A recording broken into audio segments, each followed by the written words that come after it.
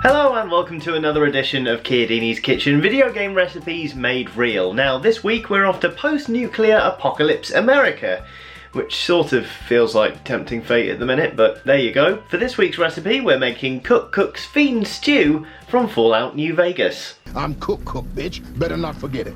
So Cook Cook is a pretty sassy character from Fallout New Vegas. He has a fondness for using flame-based weapons, he has a pet Brahmin called Queenie, and he does most of the cooking for his gang.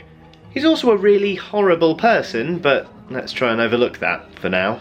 Anyway, you can find a schematic in Fallout New Vegas that allows you to make Cook Cook's Fiend Stew for yourself, and luckily it lists all the ingredients, so we can make it in the real world. So, without any further ado, to make Cook Cook's Fiend Stew you will need Brahmin steak, a jalapeno, 2 beers, and 1 potato. Right.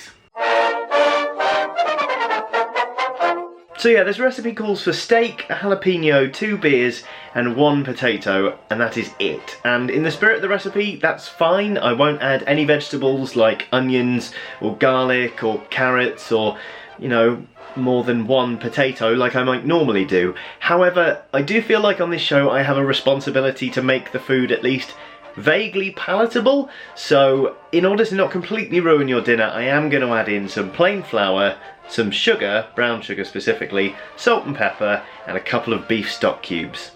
I think that's fair. Alright, so step 1, we need to begin with the meat, and to be honest I wasn't entirely sure how much beef equated to 1 Brahmin steak, so given they're pretty big animals I just went with loads. That's about 1 kilo of cubed beef. If your beef isn't in cubes, cut it up so it's in cubes, because we're then going to fry it in a pan and a little bit of oil.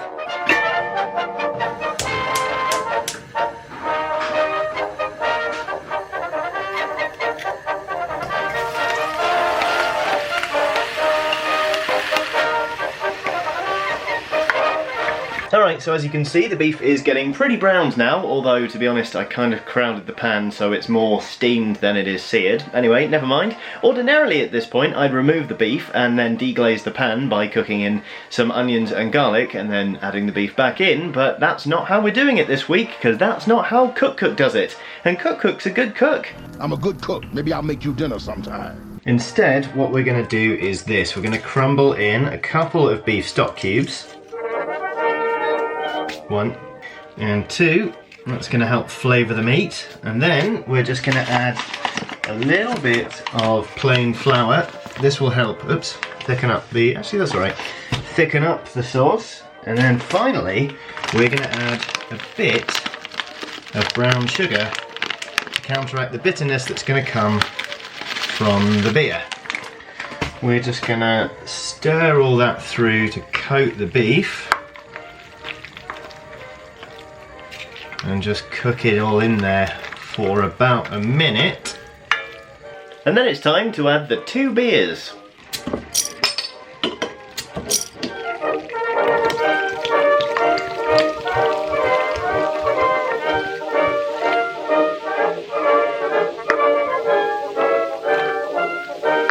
Once you've got your beer in there, it's time to add a little bit of salt, a bit of pepper, and of course the jalapeno. Now if you're using fresh jalapeno, just cut it up and remove some of the seeds if you're afraid of things getting a bit too spicy. Personally I've got dried and diced jalapenos, so I'm going to add sort of a jalapeno's worth.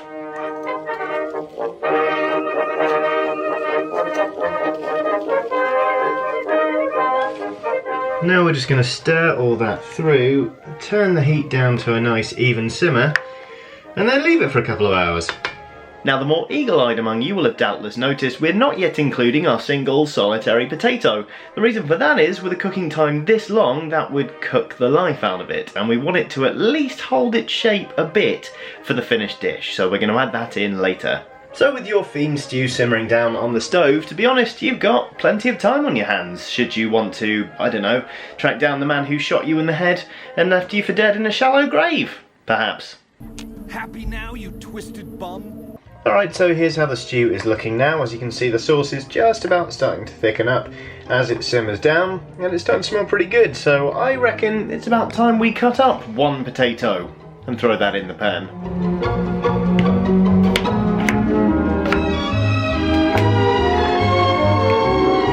Well, didn't that just make a whole world of difference? Anyway, we're going to leave that on the stove now to simmer down until the potato has cooked through and the sauce has reached the desired consistency, which is to say, pretty thick. And for those of you who have been asking what Watson's been up to, the answer is teething.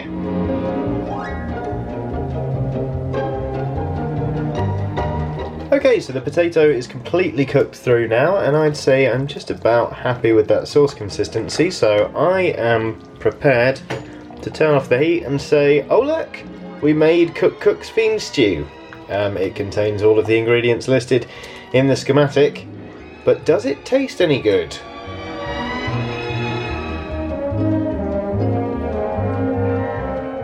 Oh good, so my neighbour started mowing his lawn just as I was about to do the taste test. Anyway, this is Cook Cook's Fiend Stew. To be honest, it doesn't look anything like the in-game item, because the in-game item renders as just a big piece of Brahmin meat. I'm not sure anyone at Bethesda has actually seen what a stew looks like. Anyway, here's what mine looks like, but how does it taste? Let's find out. That's actually not half bad. Ordinarily when I make like a beery beefy stew, I put in some water alongside the beer because I'm a bit worried that the beer will be completely overpowering. But actually, it really works well. It's this kind of thick gravy, and then just through the middle the jalapeno gives you just a bit of heat, not too much of it. And it kind of gives it quite a zingy, nice flavour. Obviously, you know, there's not much to it. It is just meat and potatoes and a bit of spice. But if you wanted to, you can add in a whole bunch of other ingredients to kind of pack it out and make it more interesting for you. Is there anything I'd do different if I were to make that again? To be honest, no. That turned out pretty much as you'd expect one potato, a jalapeno, 2 beers and some beef to turn out. So all in all, I'd call that a success, even if it's not exactly haute cuisine.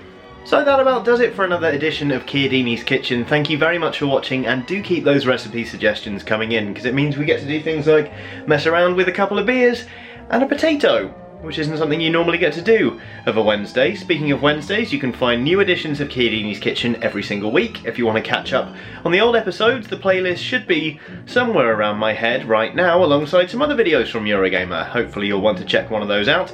Maybe you'll like and subscribe if you feel like it. If not, no pressure. Thanks for watching, and have a lovely day.